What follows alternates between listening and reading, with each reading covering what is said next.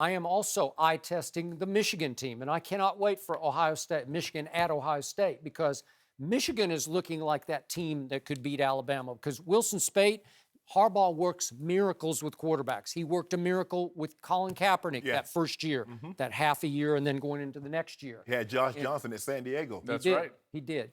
And I love him as a play caller, and that Darboh kid can get behind everybody. So all of a sudden, I'm looking at Michigan, the #1 defensive team in the country, as a big threat to Alabama. So you bring up a couple of points, and I think that my answer is going to, unfortunately for you, refute both of the things that you said.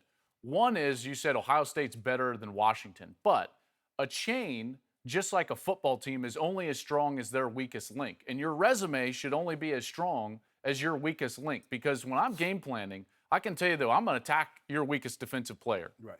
And Ohio State has thrown out some real duds on their schedule. A loss to Penn State. They did not play well against Indiana. They did not play well against Northwestern.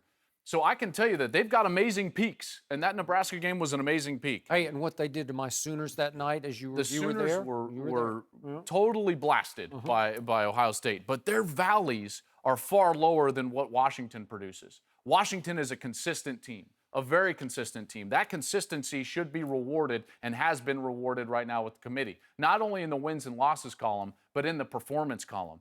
And that brings me to my next point. The team that most threatens Alabama is a team that's balanced, that can get behind the defense with a wide receiver. You pour into Darboh, I'll point to John Ross from Washington. Washington is the team that is primed to be the team to threaten Alabama. Wow. I'm not saying that they're better than Alabama, but they are primed to threaten Alabama, and here's why. They are incredibly balanced on all three levels of their defense. Great defensive line that produces pressure, athletic linebackers that tackle well in space, and one of the best secondaries that you've never heard of in the entire group of college football. Great corners, which you'll see this week against Juju Smith-Schuster and USC. And offensively, they're as balanced as any team in the country. The best pocket passer in the entire country, Jake Browning. John Ross is an electric wide receiver with 14 touchdowns, second in the country. Dante Pettis has 11 receiving touchdowns. And Myles Gaskin, who, oh, by the way, is the career yards per carry leader in Washington history. This is a team with Napoleon Kaufman in their history. Yep. This team is really good. It's not their fault that their games are on at 10:30 Eastern time.